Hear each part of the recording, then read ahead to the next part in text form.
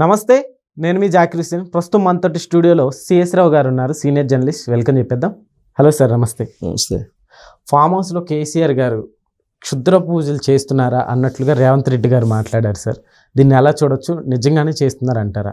కేసీఆర్ గారి మీద ఇలాంటి ఆరోపణలు రావడం అనేది ఇది ఫస్ట్ టైం కాదు. అవును, అనేక సందర్భాల్లో ఇలాంటి కామెంట్స్ వచ్చాయి. రేవంత్ రెడ్డి గారే చేయలే, అంతకుముందు బండి సంజయ్ గారు కూడా చేశారు, క్షుద్ర పూజలు చేస్తున్నాడు తన మీద అని చెప్పేసి.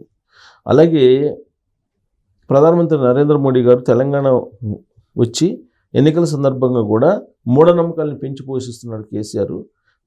పూజలు, పునస్కారాలు, మంత్రాలు, క్షుద్ర పూజలు ఇట్లాంటివి చేస్తున్నాడు ఆయన అని చెప్పి ఆయన కూడా కామెంట్ చేశాడు, మూఢనమ్మకాలు పెంచి పోషిస్తున్నారని.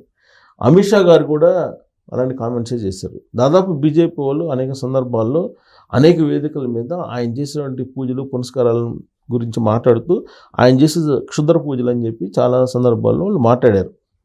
సరే, రేవంత్ రెడ్డి గారు ఇప్పుడు మాట్లాడుతున్నారు. ఏం మాట్లాడుతున్నారు?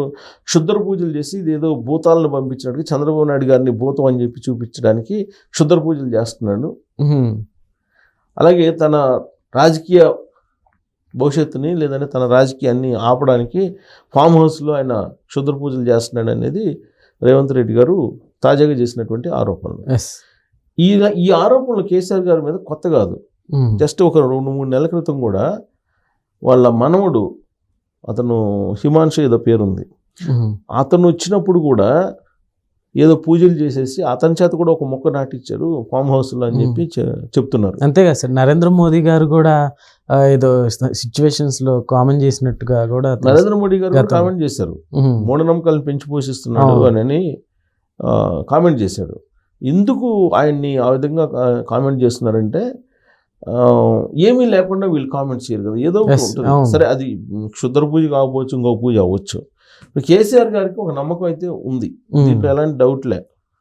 ఏంది, పూజలు పునస్కారాలు చేస్తే తాను రాజకీయంగా పదిలంగా ఉంటాను అనేటువంటి ఒక అభిప్రాయం అయితే ఉంది అతనికి. అందుకే నీకు 2014 ఎన్నికలు అయిపోయిన తర్వాత రాజశ్యామల యాగం చేయించాడు. 2018 అసెంబ్లీ ఎన్నికల ముందు రాజశ్యామల యాగం చేయించాడు. 2014 రాజశ్యామల యాగం చేయించినందువల్లే అతని ప్రభుత్వం పడిపోలేదు, లేదంటే పడిపోయిండేది. చంద్రబాబు గారితో వెళ్ళిపోయారు, కొంతమంది ఎమ్మెల్యేలు టచ్లో ఉన్నారు అప్పుడు. So government పడిపోయిండేది. చండీ యాగం చేసినందువల్లే, రాజశ్యామల యాగం చేసినందువల్లే ఆ ప్రభుత్వం పదిలంగా ఉంది. ప్లస్ చంద్రబాబు నాయుడు గారు తెలుగుదేశం పార్టీ బలహీనపడింది, ఇక్కడి నుంచి లేకుండా పంపించగలిగాం. ఇదంతా కూడా పూజల కారణంగానే సాధ్యమైందని చెప్పి ఆయన నమ్ముతుంటారు. ఆయన అభిమానులు కూడా అదే అభిప్రాయంతో ఉంటుంటారు. ఇక 2018 ఎన్నికలకు ముందు కూడా ఆయన రాజశ్యామల యాగం చేయించారు. చేయించి 2018 ఎన్నికలు అయిపోయిన తర్వాత కాంగ్రెస్ పార్టీని బీఆర్ఎస్ పార్టీలో విలీనం చేస్తున్నారు అసెంబ్లీ వేదికగా. అది కూడా పూజల కారణంగానే సాధ్యమైంది అని చెప్పి ఆయన నమ్ముతారని చెప్పి ఫామ్ హౌస్ వర్గాలు అప్పుడప్పుడు చర్చించుకుంటూ ఉంటారు. సార్, అయితే నిజంగానే అట్లా వర్కౌట్ అయిందంటారా కేసీఆర్ గారికి? అది నమ్మకం. ఇప్పుడు కేసీఆర్ గారు ప్రగతి భవన్లో కూర్చొని బయటికి రాకుండా 10 సంవత్సరాలు ఎలా పరిపాలించగలిగాడు మరి? ఇప్పుడు వరకు ఏ సీఎం కూడా ప్రగతి భవన్ నుంచి ఇంట్లో నుంచి బయటకు రాకుండా పరిపాలన చేయలే, కానీ ఆయన చేశాడుగా. ఆయన ఇంట్లో నుంచి బయటకు రాకపోయినప్పటికీ కూడా తెలంగాణ సమాజం 2 సార్లు ఆదరించారుగా. ఆయన దళితులకు ముఖ్యమంత్రి ఇస్తానన్నాడు, ఇవ్వలా, అయినా కానీ ఆయన ఆదరించారుగా. సార్, అట్లా అనుకుంటే 3 ఎకరాల పొలం ఇస్తానన్నాడు ఎస్సీ ఎస్టీలకి, గిరిజనులకి, ఇవ్వలేదుగా. అయినా కానీ 2వ సారి గెలిపించారు. ఇప్పుడు ఆయన చెప్పినటువంటి హామీలు ఏవి నెరవేర్చాల? నీళ్లు, నిధులు, నియామకాలు అన్నాడు. నిధులు, నియామకాలు అన్నాడు. నియామకాలు ఇచ్చాడా? ఉద్యోగాలు ఇచ్చాడా? ఇవ్వలేదు కదా. 10 సంవత్సరాలు ఆయన ఉద్యోగాలు ఇవ్వలేదు. జాబ్ క్యాలెండర్ అన్నాడు, ఆ జాబ్ క్యాలెండర్ లేదు, ఏం లేదు, అసలు ఏమీ జాబ్స్ ఇవ్వలేదు. కానీ ఆయన్ని ఆదరించారుగా. అయినప్పటికీ కూడా ఇవాళకి కూడా ఆయన్ని ఆదరించడానికి రెడీగా ఉన్నారనేది బీఆర్ఎస్ పార్టీ వాళ్ళు చెప్తున్నారు. ఇప్పుడు కూడా ఆయన ఆదరించకపోగా ఆయన్ని వ్యతిరేకించినటువంటి వాళ్ళు నిలబడలేకపోయారు కదా. మరి ఈ పూజల కారణంగానా, లేకపోతే అవతల వాళ్ళు గ్రహస్థితి బాగలేకనా, ఏదన్నా కానీ ఆ పూజల కారణంగానే ఆయన చెప్పండి. ఇప్పుడు 2023 అసెంబ్లీ ఎన్నికల్లో పూజ చేశారు, రాజశ్యామల యాగం పూజ చేశారు. ఈసారి ఎందుకని వర్కౌట్ అవ్వలేదు? ఈసారి వర్కౌట్ కాలా అంటే దాని అర్థం ఏంటి?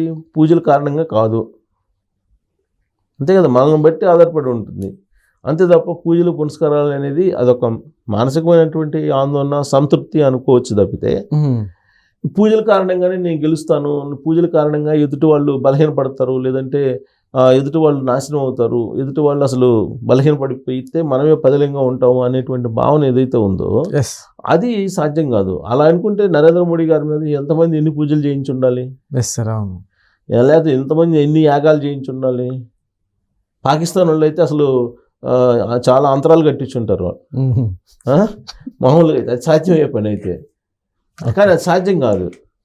కానీ అదొక నమ్మకం, కేసీఆర్ గారికి అదొక నమ్మకం అయి ఉండొచ్చు, లేదా ఆ విధంగా చేసినందువల్ల ఒక సంతృప్తి మిగలవచ్చు ఆయనకి. చేస్తే అది ఆయన వ్యక్తిగతమైనటువంటి ఇష్టం. కాకపోతే ఆయన ఈ పూజల్లో క్షుద్ర పూజలు చేస్తున్నాడు అనేది ఈ మధ్యకాలంలో వస్తుంది. అసలు పూజలు తర్వాత సంగతి, ప్రత్యర్థుల మీద క్షుద్ర పూజలు చేపిస్తున్నారు అని. తెలంగాణలో ఎక్కువగా ఈ క్షుద్ర పూజలు నమ్ముతుంటారు. చాలా కాలం నుంచి ఈ ఎక్కువ మంది ఇలాంటి క్షుద్ర పూజలు, తర్వాత బాణామతి అని, చేతపళ్ళు ఇవన్నీ నమ్ముతుంటారు.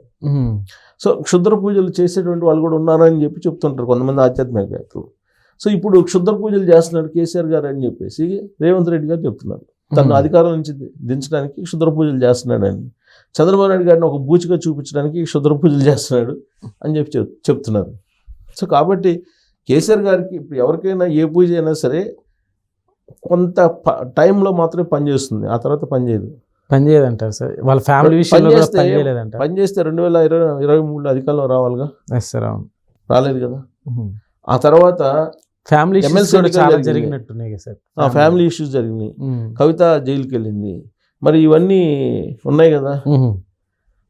పూజలు ఇప్పుడు ఎంతవరకు దేవుడు మనల్ని ఆదుకుంటారు, ఒక లిమిట్ వరకు ఆదుకుంటారు. చేయరాని అన్నీ చేసేసి, సింపుల్ లాజిక్ ఏంటంటే తెలంగాణ ఉద్యమానికి ముందు కేసీఆర్ గారి ఫ్యామిలీ ఆస్తులు ఎంత, ఇప్పుడు ఆస్తులు ఎంత అనేది నేను అడగటం కాదు. తెలంగాణ సమాజంలో మారుమూల గ్రామంలో పౌరుడిని అడిగినా చెప్తారు. అట్లా ఇప్పుడు కేటీఆర్ గారు కూడా ఈ మధ్య కాలంలో ఎక్కువ నమ్ముతున్నట్టు తెలుస్తుంది సార్. నమ్ముతారు, ఎందుకంటే డబ్బు ఎక్కువయ్యి ప్రాపర్టీస్ ఎక్కువైపోయినప్పుడు, అధికారం లేనప్పుడు అభద్రతా భావం చేస్తుంది ఆటోమేటిక్గా. సో అందుకని పూజలు చేయటం ద్వారా ఏదో వస్తుంది అనేటువంటి ఒక నమ్మకం ఉంటే ఉండొచ్చు, దాన్ని తప్పుపట్టాల్సిన అవసరం లే, నమ్మకం ఉంటే ఉండొచ్చు. కాకపోతే ఏంటంటే ఒక ముఖ్యమంత్రి హోదాలో ఉన్నట్టు రేవంత్ రెడ్డి గారే అతను క్షుద్ర పూజలు చేస్తున్నాడు ఫామ్ హౌస్లో అని అంటే అది కొంత ఆలోచించాల్సినటువంటి అంశం. అది సరే, ఆయన సంతృప్తి కలిగించేటువంటి పూజలు చేస్తే అది వేరే.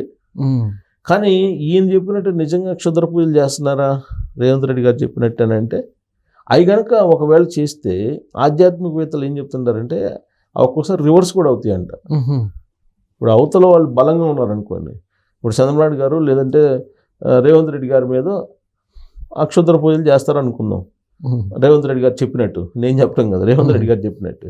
ఇప్పుడు వీళ్ళిద్దరు గ్రహస్థితి బలంగా ఉందనుకోండి, అది ఇంకా రివర్స్ అయ్యి ఆ భూమిరంగం అవుతుంది. అప్పుడు ఫామ్ హౌస్లో ఏం జరిగిద్దో కూడా ఎవరికి తెలియదు.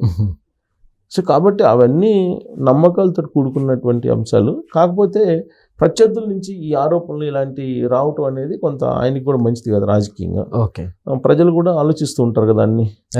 కేసీఆర్ గారు పూజలు చేస్తారనేది అందరికీ తెలుసు. సరే, ఆ ఏ పూజలు అనేది చాలా మందికి తెలియదు. రేవంత్ రెడ్డి గారు ఏమో వాటిని శుద్రం అంటున్నారు.